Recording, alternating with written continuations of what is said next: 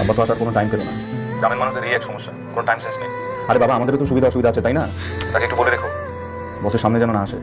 Harun, he is your father. আর আব্বা তো আমাকে আসার আগের দিন ফোন করে জানাইছিলেন যে উনি আসতেছেন। আমার বলেছে, আমি তোমাকে বলতে ভুলে গেছি। আমি বুঝলাম না হারুন, মানে উনি যদি তোমার বসের সামনে আসেন তাহলে সমস্যাটা কি? সেটা তোমার বাবা। সমস্যা আছে। বাবাকে দেখেছো না তুমি, সারাক্ষণ বকবক করে। বসের সামনে যদি বেফাস কিছু বলে ফেলে আমার মানিজ্য থাকবে? বেফাস কি বলবে হারুন? যা বলছি তা করো। তাছাড়া ওনার পোশাক আশাকের ছিঁড়ি দেখেছো? সব পোশাক নিয়ে কি কারোর সামনে যাওয়া যায়? আচ্ছা, এসবের যদি প্রবলেম হয় তুমি তাকে কিনে দেবে, তাহলে তো প্রবলেম সলভ হয়ে যায়। এখন এসব কেনাকাটার সময় আছে? অফিসের এত কাজ। হারুন, আমি এসব পারবো না তাকে বলতে। আব্বা, ওর অফিসের বস আজকে বাসায় আসবে তো দাওয়াত খেতে। ও আব্বা বলেছে আপনি যাতে সামনে না যান। আব্বা, আপনি কিছু মনে করেন না প্লিজ। ভুল আর ভালোই করছে, নাহলে পরে যদি সামনে চলে যেতাম তাহলে একটা বিপদ হয়ে যেত না। আব্বা, আপনি রোজা না, এখানে কিছু খেজুর আর কিছু খাবার আছে, আপনি ইফতারে খেয়ে নিন।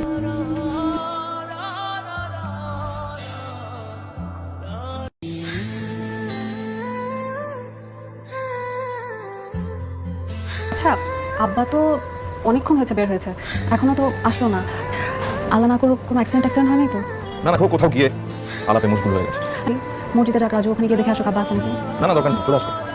আব্বা, কোথায় গেছিলেন আপনি? আব্বা, আপনি তো কিছু বলেও যান নাই আমাদেরকে, আমাদের টেনশন হয় না? তারপরে এত রাত পর্যন্ত আপনার বাইরে থাকা উচিত হয় না।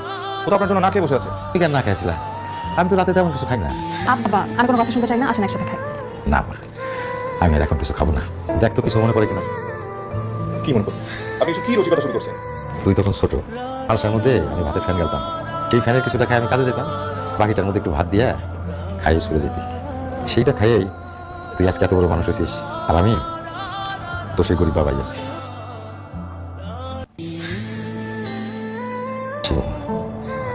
ভালো থেকো। এটুকু জানি, কোনো বাবা মাই সন্তানদের উপর রাগ পুষে রাখেন না। সত্যি বলছো? বাবা নিশ্চয়ই তোমাকে মাফ করে দেবেন।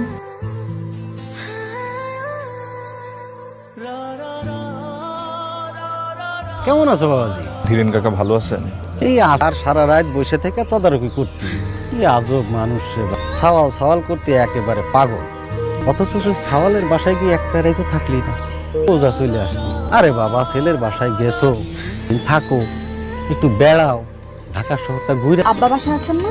আর যাইবো কোথায়, ওই বাড়িতেই আছে, হয়তো গিয়ে দেখো। আব্বা, আব্বা, আব্বা।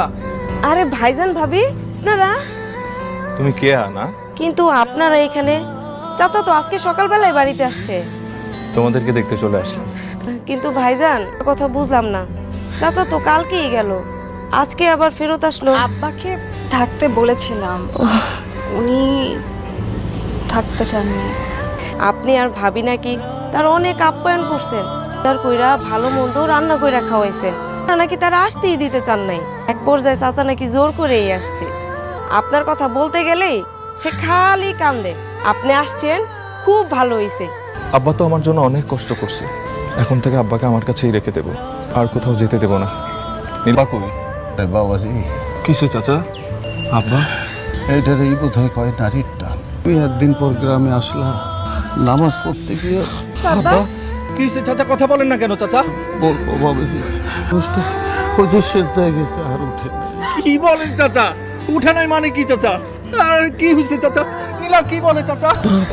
আমি আসছি তোমার কাছে, তোমাকে নিয়ে যেতে। আব্বা